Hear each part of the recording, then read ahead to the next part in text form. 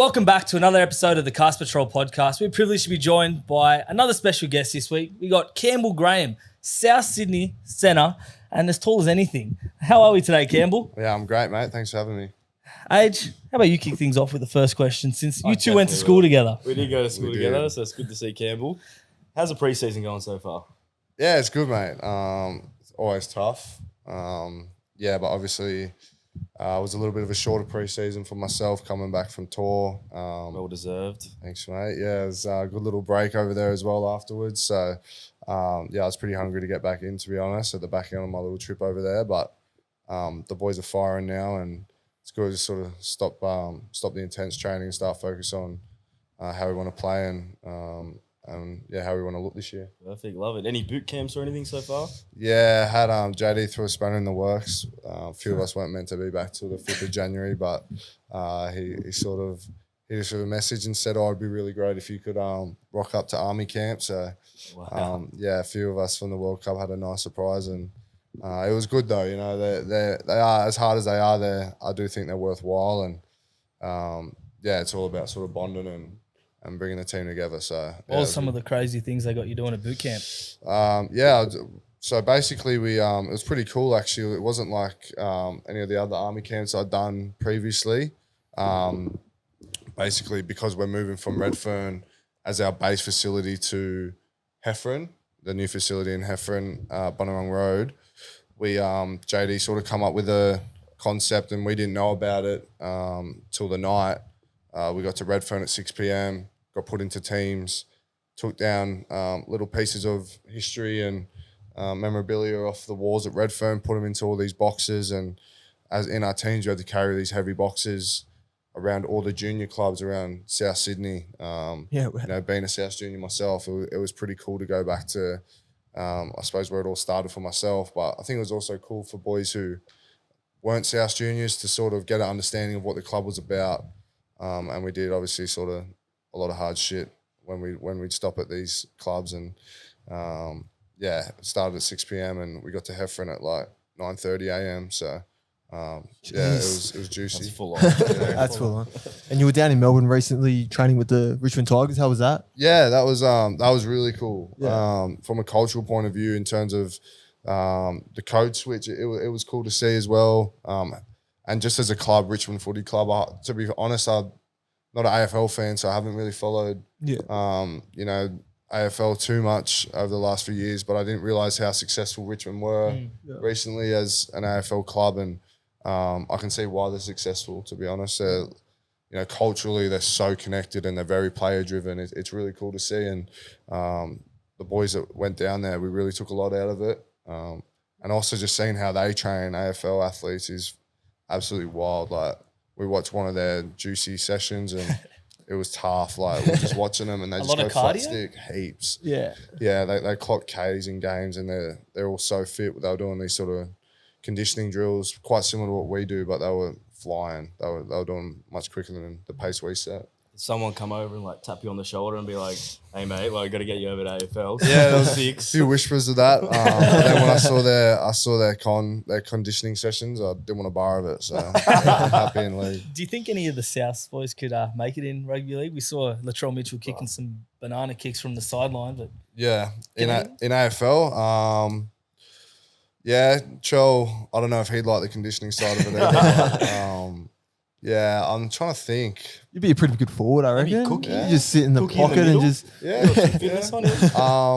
Probably, if I had to say anyone, it'd probably be Blake Taff. He's a little whippet. Really? So, he's the Got fittest. a motor on him as well? Yeah, he's the fittest in our club. Oh, wow, there you go. He's been killing it this preseason. So, if I had to say anyone, it'd probably be my boy, Blake Taff. Love that. So, all our South fans listening want to know, and Supercoach fans, are you playing on the left side or the right side this year? Yeah, my whole preseason I've been on the right side, so just locking down that side combination with Lockie and Keon, and Isaac Thompson's been training there a fair bit. So obviously we've got trials coming up, Charity Shield, so we'll probably get a better look at how the team's looking for round one in the trial. but yeah, right side, I'll probably stay. You must feel pretty like confident with Keon when you're inside there. So Yeah. big bopper to save you a few times. Yeah, he's huge for us. I think like, every season he's just been getting better and better. And I thought he was probably Tonga's, if he wasn't their best player, he was one of their best players in the World Cup. So, yeah, and he's really sort of becoming a leader of our pack as well. In our forwards, it's good to have him there. It's fun to defend next to him, so it's good. And run off the Is back. it a hard transition moving from like left side to the right side? Or? Yeah, it is. It is a little bit of a. If you haven't played much of the other side, it is quite tough. I got switched around a little bit last year, and the transition wasn't too bad because I'd played left wing before in my career and a little bit of left centre as well. So it is sort of a little bit difficult once you get used to playing a certain side of the field. But in saying that, the NRL level, a lot of boys are comfortable playing both sides. So it's just about adjusting, and probably the biggest thing with that is just working out combinations. You get quite used to playing off the people that you play off the back of each and every week. So that's probably the biggest adjustment you need to make is just the boys inside and outside. Yeah. And is it because you're a right-hand carrier? You fend with your left? Does that help? Yeah, Or- definitely. That's definitely a factor. Is just having that comfortability, just having it in the right hand carry. But obviously, NRL level, you gotta be able to do both. So, 100%. So let's take it back to your early days, your junior days and your high school days. Yeah. So you're the biggest, the tallest, fastest, probably the strongest in high school. How come you're never a cocky cunt? How'd you keep level-headed? Yeah, I don't know if I was the fastest, but I'll take the other three. But You had the long legs. yeah, I Used did to have the cruise long control. legs. Yeah, I don't know. I think it was my mates that kept me pretty humble, to be honest. I've got a good group of mates that pretty well as well, and if you ever been cocky, they'd probably let you know about it straight away. Exactly. So, and again, it wasn't for me. It wasn't ever about showing off or thinking how good I was. It was just about enjoying my footy, and obviously I was quite competitive when it came to footy, and I just loved. Once I started playing junior reps, I just loved everything it was about. So, and for most of that time, I was playing with my mates. So, Exactly. I don't know. I suppose it's just for me. I never wanted to be someone who was louder than what my actions were. I sort of just wanted my actions to. If I got the praise, then I got the praise. Otherwise, I just wanted to see how good I could go. And I never wanted to sort of be louder than I needed to be. Yeah, actions do speak louder than words. I like that answer. 100%. Obviously, you two went to school together and you played through the South Junior system together. Yeah. Age, every week on the podcast, always says how good and talented he was at rugby league. Can you confirm his theories? Because he says he was the next big thing. Yeah, I think at the age of 12, he was probably the next big thing, but 100%. I don't know if he's grown since. You should have seen me at 12. I was literally half the size. But the coaches did say I was better than Dean Hawkins, so I'm taking that to my grave. Yeah. You do say that a lot. You like to bring that up. Dean will be burning right now. Even when Sorry, Dino Dean. made his debut, he's like, I should have been out there. I did not say that. Nah, I remember he was quite good at touch. I'll give him that. He was a good touch player, but I just never grew. that was his only drama. Yeah, that's the only problem. So the fans want to know, we put out questions like, what do you want to ask Campbell? And one fan asked, why do you have a last name as a first name and a first name as a last name? Yeah, that caused me a bit of drama. Just like a lot of people, when I tell them my name, whether it's, a receptionist or whatever, they always assume it's the other way around. But yeah, I don't know. You'd have to ask my parents that. My middle name's Wallace, and that was going to be my first name. So I'm grateful that I've got Campbell, because Wallace is terrible. Wallace Graham. Yeah. 100%. We're lucky they didn't say Graham. That would have been a nightmare. Not the double. So you've also, I know you're a massive Dragons fan still to this day. What's going on with your Dragons? Cap. I did have a soft spot for Dragons. It's funny how it's come full circle. Benny Hornby's our assistant coach, and I loved sort of that team coming through. I did have a soft spot for South, but when they were successful, I used to love watching them play, and I used to love Brett Morris as well. I remember, they're obviously, I suppose, just trying to find, what works for them, and I think they looked good at parts throughout the year, and they're sort of got, a few young lads and they've had a couple off-field dramas that, doesn't the really barbecue help. did not help him at all. Yeah, and Other now, stuff. they're trying to juggle out, figure out what they're going to do with their halves and stuff like that. But, yeah, I mean, I've seen teams, turn it around with one preseason. Like, look at the Cowboys last year. Yeah, so, I mean, you just never know. Yeah. You never know what can happen. But, yeah, I suppose we'll have to wait and see. Charity Shield. Yeah. Have they come knocking on the door at all, the Dragons? Nah, I've never looked. To be fair, I've never looked outside of Redfern. So Why would you? That's good to hear, South. Thank God. Jesus. Well, other than footy, we know you used to play soccer when you were Yeah, younger yeah. for the Mascot Kings. yeah, that's right. Yeah, Why didn't you pursue a career in soccer? yeah. I played. Yeah, I did play soccer till I was about 9, and everyone in my primary school, my mates and my older cousin who I looked up to growing up. Me and my brother looked up to growing up was playing footy, and me and my brother just thought we'd give it a crack, and we're playing both for a little bit, and then I turned around to my dad one day and said, I think I just want to play footy because he was sick of driving me to trainings 3 times a week and then two games on the weekend. So I think he was hoping I'd stick with soccer, but I chose footy, and he's a huge fan now. He watches more footy than I do, so it's pretty cool. What position did you play? I was like a striker. Yeah, I was like Striker? scoring Could have been like goals. next Ronaldo with a header. Like Holland or something. Yeah. But look, let's go to your debut. Everyone's heard roughly the story. You were studying for your HSC trials. Yeah. Get the call from Madge. Yeah. What did Madge sort of say to you, and how did he tell you that you were playing NRL for the first time? Yeah, well, as Adrian can probably tell you, I wasn't a genius at school, so You're right.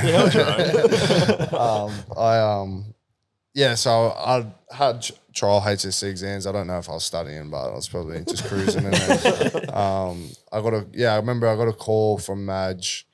I'd done a couple captains runs with the team, and Madge had always said, if you're good enough, you're old enough. As you can probably tell at the Tigers, he's got a lot of faith in young players, which is, great credit to him. I got the call and he said Robert Jennings hurt his knee in captain's run and that I would be in. I was meant to play 20s that night against the Dragons, and he just said, you'll be playing first grade. And he said, are you ready? And I said, yeah, I think so. And I remember hanging up the phone. I was literally like shaking. I was that nervous.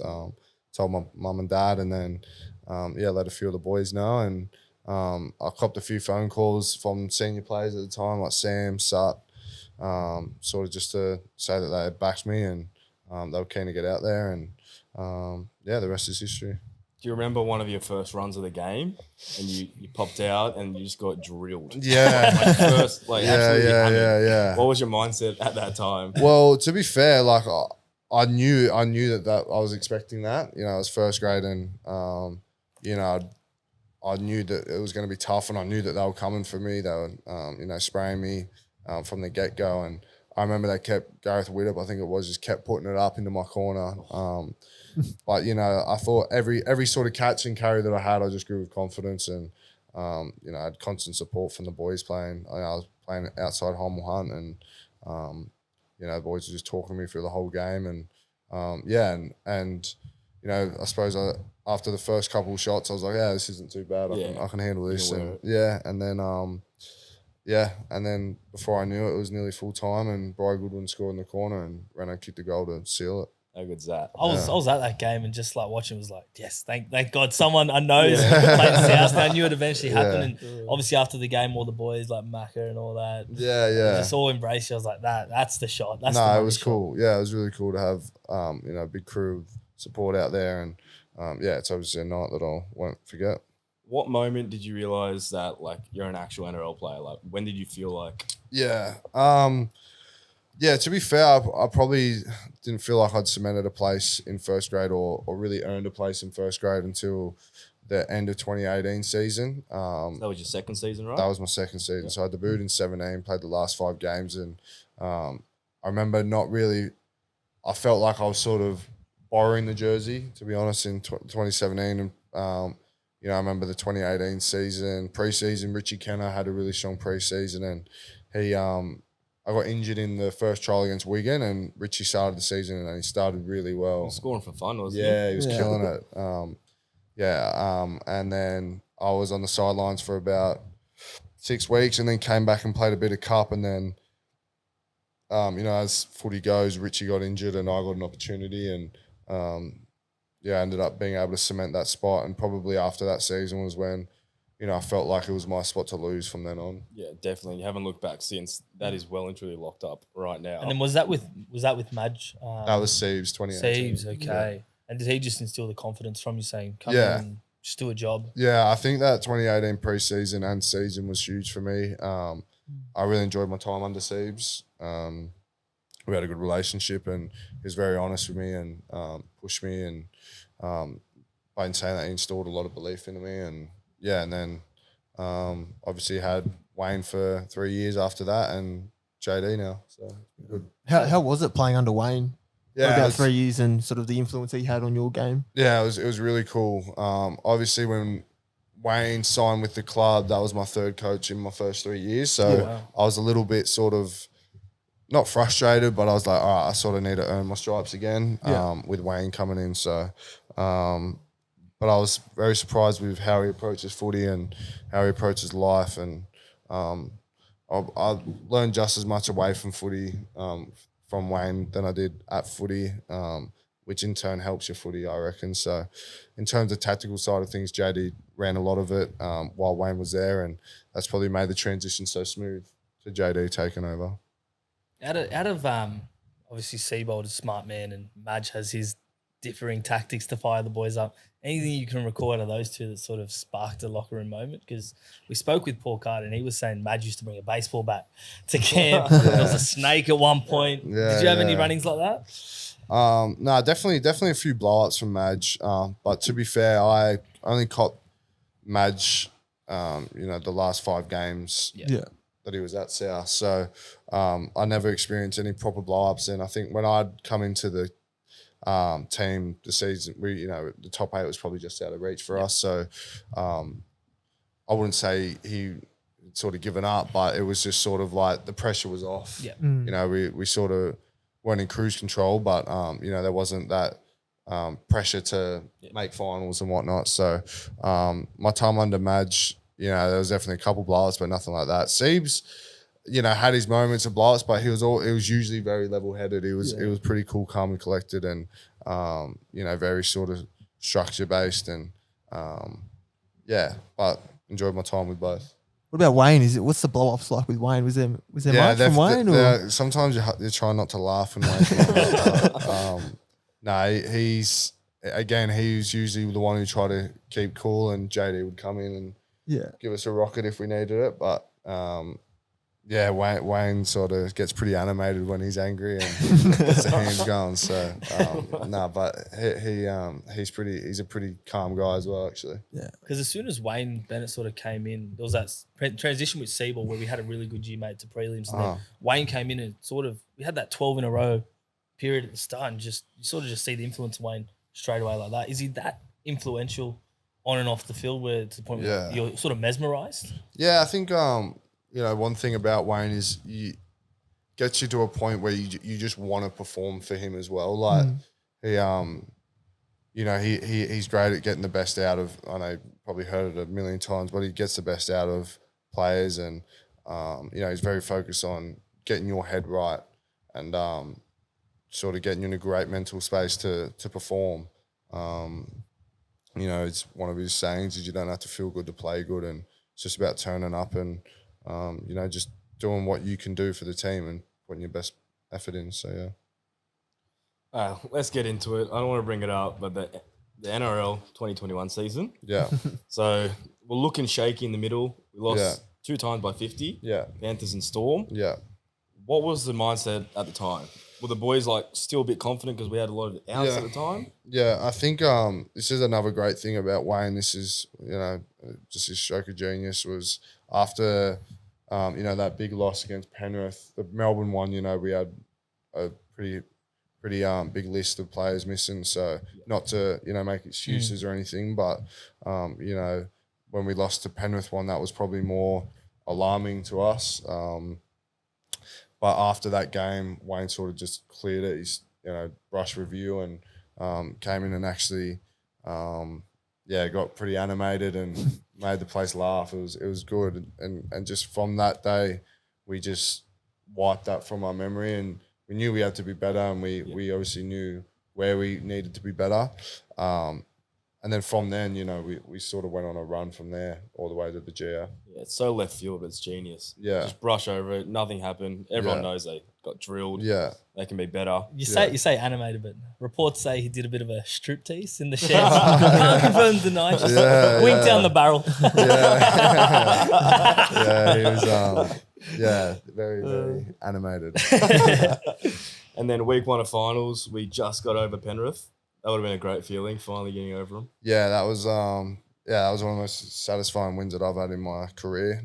Up in Townsville, I remember it was, as it is, just steaming hot up there, and just little effort areas in that game where we were just turning up for each other. And I remember Wayne before the game made it clear that there wasn't a fallback option for us, that this was the game that we had to win. Previous years we got to the prelim and we'd lost that first game in the Had top that 4. security blanket. So said, no, this is a game we need to win if we're going to win a comp. And I remember the feeling after that game was just belief that we were going to do it. So Yeah, we really had a good feeling as well. Yeah. But then we'll talk about the grand final now. Yep. So what are your most fondest memories of the game? Grand final. Yeah, I think just probably just of the game itself, just sort of running out to that atmosphere and singing the national anthem. I remember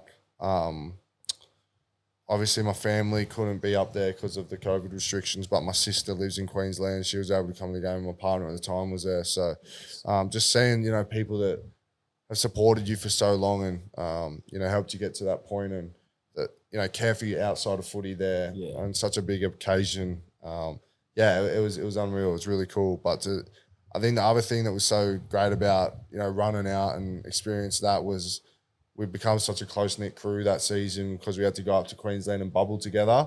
So, and obviously we were playing great footy while we were up there. And I remember that group was very tight and, just running out to a GF together was unreal. 100%. And what's it actually like for those at home walking out or just playing with a stadium just screaming at you? How do you describe it? Yeah, it's pretty wild. Like you run out and you're just like obviously pumped full of adrenaline and, can't really sort of hear the person next to you and you're screaming at them. So it is pretty wild, but then it's sort of just like a thing. You just sort of have to flick that off and just focus on doing your job and treating it like a game of footy if you can. And but if anything, it just gets you more excited and gives you that extra burst of energy. Well, 2021 was obviously a big year for yourself as well. Getting called up to the New South Wales squad, how was that? Yeah, that was really cool. Yeah.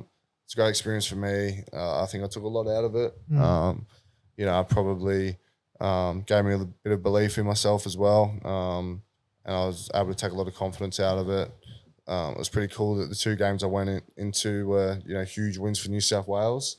And, it was just great to experience what Origins, obviously I didn't get out in the field, but just to experience what Origin camps are all about. Yeah. The bonding sessions and, the quality of training. It was mad. Yeah. Was there anyone, obviously you play against them every single week, was there anyone at camp that took you by surprise? You go, oh, I wasn't expecting you to be like that. I thought you were like this grub on the field and you're one of the nicest blokes off field. Yeah. Trying to think, they all are really good blokes. Junior Paulo's he's a sweet man. He's He's a loving man. Yeah, no, he took me by surprise. Obviously, he's on the field, he's playing Yeah. forward. He's got to be tough through the middle. yeah, so he's intimidating a with scary his looking beard, he's man. just huge. But yeah, no, he's very friendly. So Did you get to room with anyone in New South Wales camp? I roomed with Keon. He come in the Okay. camp. Yeah, so had my boy Key. All right, so obviously we've gone past the heartbreak of 2021, but Yeah.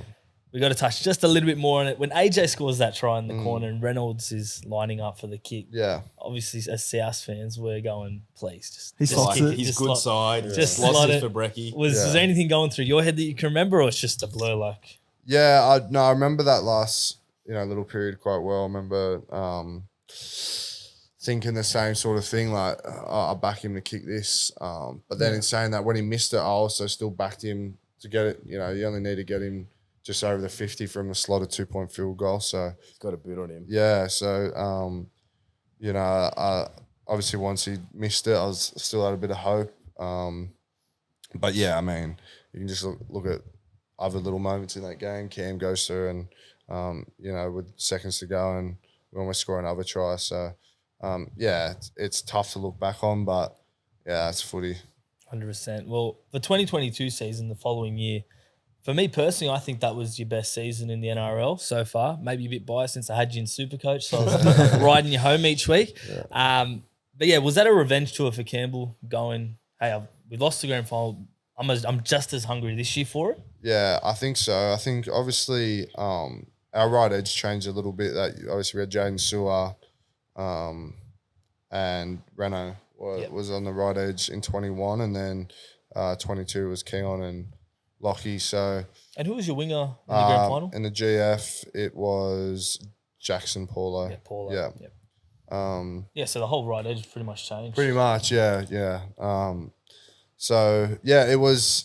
I suppose for me and JD put me into the leadership group last year, and that was sort of like a trigger for me to, start thinking about the influence I can have on the team. And I'm not much of a talker, but just leading through actions and doing my, sounds cliche, but just doing my role to the best of my ability for the team, and having a real team first mentality. So I was very hungry last year and still am. So I'm going to look to continue that. Yeah. Well, no doubt you're probably one of the best centers in the game at the moment. Are there any centers that you come up against that you think Yeah, there's obviously a fair few out there. Yeah. Thinking off the top of my head. You got Valentine Holmes. Or that you just hate opposing against? Stags. Yeah. So mine. So I'm just trying to think of boys that I actually oppose. Yeah. So Olam, I oppose Olam when we verse Melbourne, and I'm usually pretty sore after that. But yeah, he goes hard. But there's plenty that I've had battles with, but yeah, Justin Olam, I'm always strapping my shoulders for that one. It's fun. He's a tough runner of the ball. I remember Age was telling me a story back in the high school days when you were still at school playing, and you're playing para that week, and you were on the wing against Semi Radradra. He's going, all the boys are getting into him. Semi's going to steamroll him. Yeah, I had a mad intro. So I think it's Raja, Fox, Brett Morris, Jason Nightingale. So all the it's good fun. Dream run. Yeah. So we know you have plenty of nicknames, Campbell. Yeah. You got Herb, Stretch, Serial Killer. Which one do you like the best? Stretch has stuck the most. Yeah. Herb's for probably OGs that knew me when I was younger. Yep. But yeah, now it's Stretch is I hardly hear my name being called. It's just Stretch from now on. So, but yeah, I got the odd Serial Killer too, which Fletch and Hindy. is all good. Yeah. So what is your count? Like how many have you that's killed? classified. That's classified. Just give us over under 2.5. Yeah, over. Ooh. How did that come about? Was that just Fletch and Hindy? Just literally that segment that you've probably all seen. But yeah, I remember because I was just obviously new into Origin camp, so I wasn't really getting much interview time. So I was sitting there by myself while all the boys were getting interviewed, and I remember they kept looking over at me, and like the boys would look over that they were interviewing, and they'd sort of start laughing. I was like, I'm definitely getting fucking stitched up.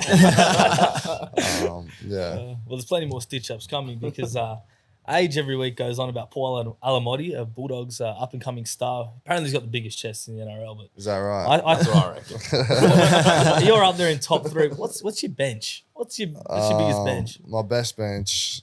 It hasn't recently. I've got a bung shoulder, but my best bench probably 155 for one. For one, holy shit! but- What about sets? Jeez. No, what? How For many? 10. Just say 10 reps. I used to be able to bang out close to 115 for 10. Jesus But Christ. Jeez. that was but I'm not at that anymore. Yeah, I used to only have a big chest and just nothing else. You literally I have was the all over biggest chest place. ever. All skin and bone. Yeah, I know. I'm scared to see how big it is now. But we won't be doing that on this podcast. Maybe after. Definitely after. Well, there's a few obviously good-looking players at South, including yourself. Thank you, mate. Who would you say is the best-looking player at South? Best looking player at South. There isn't many. I don't know. What about Pete Mamo? Surely he gets a run. Pete Mamo does get a run. He's and he's packing heat too. he is. That's what we hear. Yeah. What about Cam Murray? Cam Murray's obviously got the rig. He's a snack. But I'll give credit to my boy Lockie Elias too. He dresses well. His missus dresses him, but she dresses him well. So I'd probably say they're my top three. Is there anyone that they're not the prettiest looking, but they think they are? Like they're always in the hair, Love in the mirror. themselves. doing Always their in front of the mirror. hair. Yeah, doing their hair. Try and Surely whack Hosty gets a outfit. run. Hosty, probably up there, but probably if anyone, Dry Arrow, I knew that was coming. he thinks he's a snack, but no, he does do pretty well for himself, Jaiza. Out of the single boys, does anyone stand above the rest on a night out? Does anyone, besides yourself, obviously? I've heard rumors it's you, but not In not terms yourself? of Pulling. probably Liam Knight gives it the best crack. He's just all goes hard. all effort. He's a good looking man as well, but yeah, I've seen him in action on a night out, and he's a I've seen him down at the pub a few times. and nothing's off limits. He's all in. Yeah. I love it. Also, like we talked about some key players you played with, obviously Cameron Murray, Sam Burgess, Latrell Mitchell, Greg Inglis. Is anyone stands out, and what's it like playing with such South legends? Yeah. Obviously, Sam Sutton, Greg were the big ones when I'd come into the club, and playing with them was surreal. Running out was superstars that I idolised growing up was crazy. And they all offered, different things. Sam was just that aggression and intensity. Greg was obviously a superstar, and Sutto was just that, probably just the personality that was just great to be around. Just a top bloke. He loves young lads as well. Like he's so good at bringing young lads in and making them feel comfortable. That's why I think he's so suited to that SG ball coach. So just really role. a good mentor for He the young is. lads. He's great. He's got so much time and belief in young players. So it was great to be with them three. But probably one that sticks out is Cody Walker, in terms of Latrell, obviously, as well. But Cody, I've been playing with Cody for a long time now, and playing outside him is probably why he sticks out for me as well. Because I know, sort of how his brain works on a footy field, and it's mental, just what he sees and how he reacts, and just how he makes players around him better. Oh, So is he the most naturally gifted player you've seen? Yeah, I'd say he's probably the smartest player that I played with on a football field. Naturally gifted, it's probably Latrell or maybe Greg. But yeah, in terms of like footy smarts, he's all over it. So well, He's really is like kind of having like a coach out there and attack. And He's in coaching the Indigenous All-Stars. he is, yeah. And I think it's if he can, stay calm, then he'd be a great coach. That is true. Who'd you look up to growing up as a kid? You mentioned B-Moles before. Yeah. Was he the main one? Yeah, Brett Morris stands out. I used to love how he played, especially when he played for like New South Wales and Australia. But I did used to love watching Greg Inglis play. Surely Gaznia would have been up there. Gaz, yeah. Part-time Dragons fan. You still go for it. Tell me this off air. He hasn't changed, has he? Just still chirp. Hello. What was it like coming up against B Moores? Obviously, you looked up to him. And then versing him? Yeah, that was wild. I think I told him I had a fanboy moment after the game. I told him that he was, my favourite player growing up, and he's super chilled and humble about it. It was cool. But yeah, that was mad. I remember the Morris twins were playing on the same side. Oh, that would have been so, good. Yeah, it Spot was. the difference. Yeah, it was. As sort of daunting as it was heaps cool. Yeah. Yeah. Well, we mentioned you had a great year, 2022. At the end of the year, you got called up into the Kangaroo squad. Yeah. What was it like being in camp with obviously the best players in the NRL? And Yeah. was there anyone who stood out for you while you were there? Yeah, first of all, it was a very humbling experience for myself. Obviously, it was my first proper taste of rep footy, and it was playing for Australia, which is, you know, for me, it's the highest honour I can have, representing my country. And it was probably something that I'd always aspired for, but didn't expect to come so early on. Yeah. But, you know, looking around that sort of locker room was crazy. You know, everywhere you look is just superstars and, you know, great players. And I think we had, you know, over, you know, heaps of captains in that team and just leaders of their club, and everyone's sort of at such a high standard. And I was pretty nerve-wracking heading into the first training session. You sort of want to try and make sure you're catching every ball and probably overthinking it a little bit. But yeah, the overall experience was 10 out of 10. I loved it. Is there a lot of banter amongst, like, obviously there's a lot of Penrith players and they've kicked us out of the prelims a few times. Yeah, Do they ever give it to you or Nah, anything like that? they don't actually. Yeah, to be fair, like once you're in those sort of, once you're in those environments, club footy sort of is taken out of the equation. You know what I mean? It's all about bonding, and winning a World Cup is, you know, everyone's goal. And it's about trying to become a team, you know, as quickly as you can and bond. So, yeah, none of that banter was thrown around, but yeah, it's good. Was there any players that stood out while you were there? Probably, you know, Jack Wighton. We used to do a lot of extras together after sessions, and just the intensity that he trains and obviously he plays with. He's all see it, and, you know, he's goes that hard, and that's the type of player that I respect. Someone who just, you know, would get their hands dirty and does all the hard stuff. So, and yeah, just, you know, after training, just doing extras with him, and he's a great bloke off the field too. He's a very nice man. What type of extras would you do? Just sort of weight, passing fitness, and or? passing, just on the field, passing, kicking, catching, just sort of all that kind of stuff. And even though, you know, I was only playing 2 games out of the series, he always had time for me, and you know, he'd be playing and he'd be like, well, what is there anything you want to do? And that's awesome. Like a mentor. Yeah, it's pretty cool. It was mad. Yeah. So Mal Meninga was the coach. Did he give you the call up and let you know that you're playing?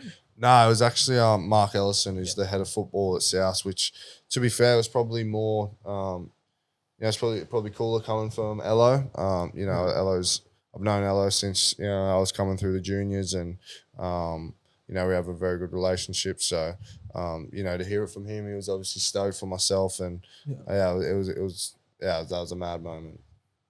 I don't know how you can script this better, but so you made your Australian debut against your old club Scotland, where your dad's from, and then you played the match in Coventry where your mum grew up. Yeah. Is that the most special feeling in your NRL it was so wild. Yeah, it was mad. Like just how it all played out, like you just said.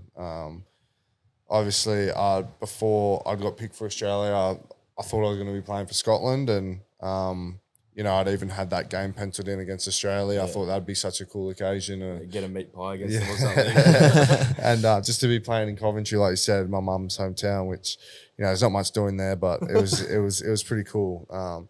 And my mum had a lot of friends that she hadn't seen in like 20 odd years coming out to the game and show support, which was cool. And I was able to meet, you know, my niece, who was 18, but I'd never met her before. And, you know, I had other aunties that I'd never met before and uncles. So, and they all came out and showed heaps of love and support. And, yeah, that was probably, you know, one of the best nights of my life, to be fair. 100%. And then he scored a lazy 3 tries as well. Yeah, it's, you know, it's not that hard when you're playing on the wing for Australia. Just get the ball and put it down. Too humble, Campbell, too humble. But more importantly, how did it feel earning the Emus cap after that Lebanon game?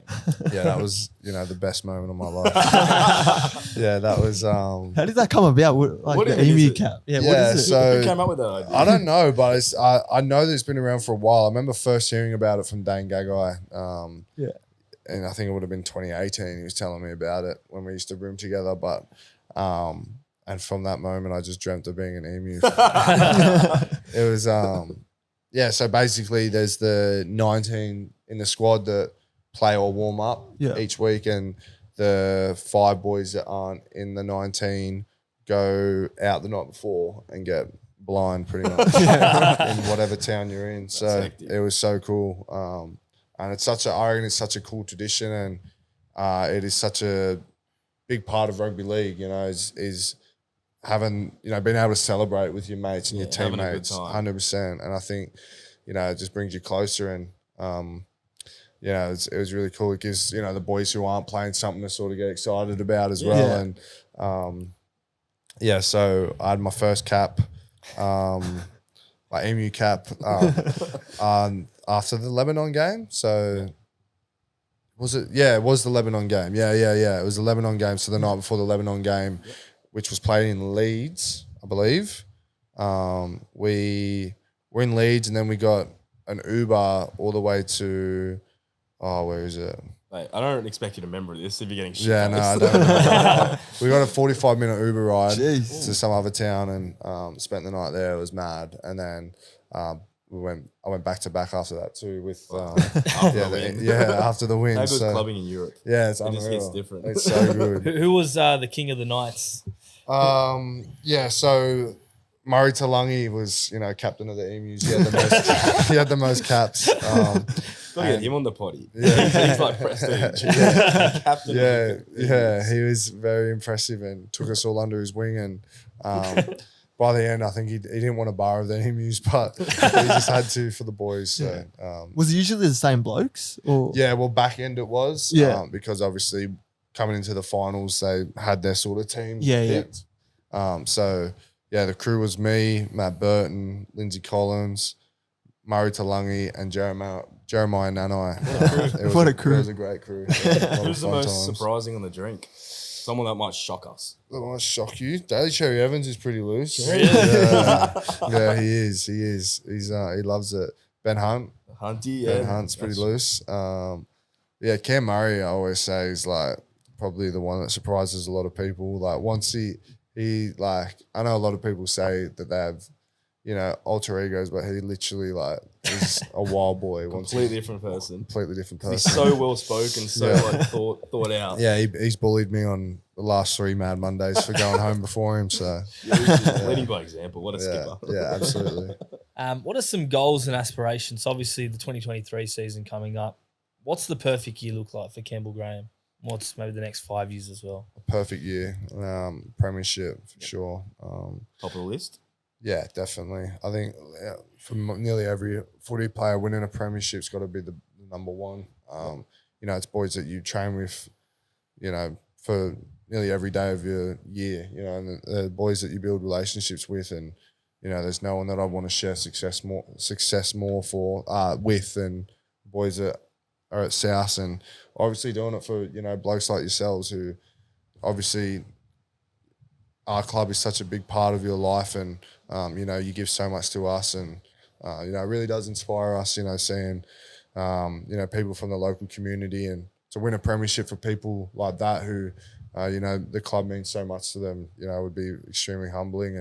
And just the army camp that we did, and we ran around and we had a lot of old boys come and talk to us, from all the way through the night, all the way till 9 a.m. We had, every hour there was an old boy that would come and talk to us between, things that we, activities that we're doing, and they just, installed how much this club is, and that is bigger than us. Yeah. It's bigger than us as a playing group. It's, represents the area and South Sydney. So winning a premiership is, definitely number one.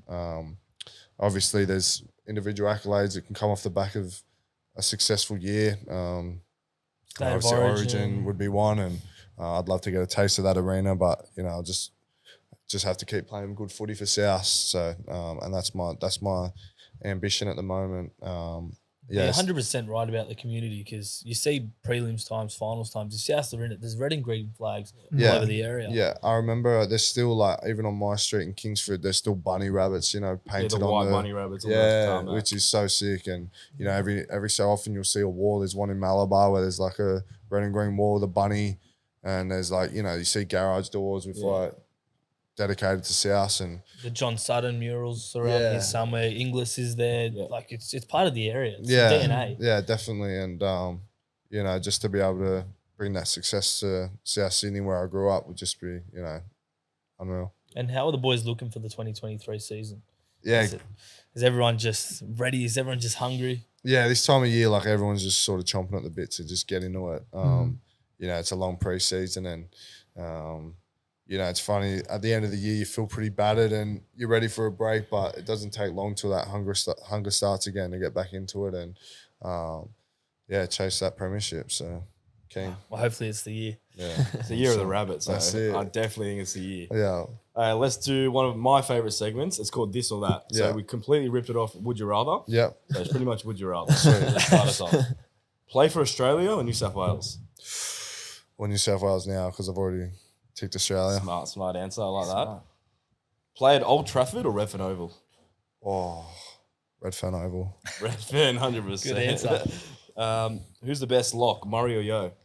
Murray, my boy. Would you rather go the Warriors or Dolphins? Oh, Dolphins. Just Why? area and Sin. obviously have a relationship with Wayne would be That's pretty cool. true. That is Yeah. true. Love it. Jimmy, take us over. Plan or penalty? Yep. Yeah, well, this is the best segment of the Cast Patrol, plan or Here we penalty. go. Pretty self-explanatory, but players moving from South to Roosters or vice versa, plan or penalty? Penalty for sure. Would you go Big as far rivalry. as sin binning him or on Yeah. report or? Yeah, sent off. Having 17 teams in the NRL, plan or penalty? Or play Get a on. week off? Play on, yeah. Play on. Yeah. Yeah, I like it. What do you like about it? I like the extra buy helps, but Yeah. I think just trying to grow the game as much as we can is pretty cool too. Would you want an 18 team like Perth or anything or the Yeah, I'd like to see it North Sydney expand. Bears or something? Yeah, that'd be cool as well, having a North Sydney Bears, but there's obviously a fair few Sydney-based teams. I'd like to or see it. PNG Hunters, That'd be something cool. like that. Yeah, yeah. pretty Yeah, I sick. think like, a Perth team or something like that would be pretty Yeah. cool. That'd be sick. All right, the last segment, which is actually the best segment. But we are conscious of time. We thank you for coming on. No worries. But we have a quiz about your career. How Yeah. well do you think you know your career? Yeah, pretty well. Oh, let's see. All right. We start off easy and then we try and stump you later on. All right. Question number 1. Which opposition did you score your first ever NRL hat-trick? Hat trick. Against? Melbourne Storm, Ooh, correct. Bonus points for the year. 2019. Bang. Oh, he's good. Central Coast Stadium, South 16, Melbourne 26, and you scored all the tries. Yeah, King. left wing. Oh, literally. Left wing. Is that left wing Left side, just strong golden? side. It's just golden. Question number 2. So, as we spoke before, you have one of the biggest chests in the NRL. So the question is, which NRL player has the record for the heaviest bench press in the NRL? Sheesh. Is it Greg Marzu? Ooh, he's Oh, second. He's a beast, bro. He's Yeah. second. No, who is it? So it's Royce Hunt from the Cronulla Sharks. He does 200 kgs for 3 reps. That's actually What? insane. That's crazy, which translates to, for those that want to do the 1 rep maths, 215 kilos. Holy hell. He's that is cooked. incredible. Oh, that's wild. He's a Yeah, he huge- definitely has like the widest chest. But don't worry, you're second after Paul. But yeah, take that one back to South Camp. Number 3, one of your best assets on the field is your defense. So we want to know, what is the most amount of tackles you've ever made in a single game? Oh, that's tough. We'll give or take one. All right, 26. Bang on. It's 26. Oh, he acted like he didn't know. You can check in your Supercoach stats. You did it in round 1 versus the Brisbane Broncos in the 2022 season. Yeah. So that left edge had Kurt Capewell, Herbie Farnworth, and Corey Oates on it. So you were tackling them all day. This one will rattle him. Go, Mick. So we just touched on one of your nicknames is Herb. Yeah. So how many herbs and spices are used in KFC's original fried chicken recipe? I'm a Maccas man. You didn't look this one up, did you? No, I didn't. Too, but Herb's your nickname. Yeah, it is. 3? It's 11. 11. crazy. So they've been serving the world famous fried chicken since 1930, and they've kept the same 11 herbs and spices, but no one knows what they are. There you go. Well, we love our Maccas. What's your go-to Maccas order? Yeah, after nearly every game, I'll get a large triple cheesburger meal. Large triple cheeseburger. Nuggets? How many nuggets? Just 6. Yeah, Just I'm not a 6. massive fan of the nuggets. to be Really? honest. Yeah, I'm more of a fries man. No way. Mate, that's all he loves. He sees the nuggets that come up on Have TV. you tried the nuggets dipping in aioli and then sweet and sour? I have not. Please do it and right. get back to it. That'll change your life. All right, final one. We end on a bit of a high. Which NRL team do you have the best win percentage against and record? Clue, you've never lost to this team in 7 games. Dragons. Ooh, incorrect. You actually lost to the Dragons last year. Remember, it was the blowout on the back end. yeah. That was, But you're right, because before that, it was 8 out of 8. yeah. All right. Wait, let me have another go. At least we know he's not match fixing against his team. Have another one. 7 out of 7. 7 out of 7. The Warriors? Ooh, Warriors are 6 out of 6. You never lost to. They're second most. Sheesh. We'll give you one more guess. All right, give me one more. We'll give you a clue. Not that you know, but it's Jimmy's favourite team. Don't know that. Oh. I was Titans? surprised by this. No. The North Queensland Cowboys. Really? You've never Yeah. lost a game to them. 7 It's out of 7 ridiculous. wins. That's Titans wild. was 5 out of 5. So Yeah, right. So for those listening at home, if you ever plays Cowboys, back him to win. Yeah, a few close ones there. There's a few Yeah. field goals. Yeah, I there. would have thought we. yeah, the best Yeah. one was Mate. a Renault field goal like a couple of years ago, Yeah. just before extra time. Yeah, He just yeah, slotted yeah, it. yeah, was that the was best. gone. Yeah, That was fucking grouse. But yeah, that's the Campbell Graham quiz. You went pretty well. I think 3 out of 5. Yeah, I'll Not take too it. bad. It's a pass. It's a pass. But we do Beautiful. thank you very much for coming on and being another guest of the Castrol podcast. And, No worries. we've loved every second of it. Cheers. Thanks for having me, guys. And wish you the best for the 2023 season. Thank you. Cheers. Cheers. See you See you guys. guys. Hope you enjoyed. See you later.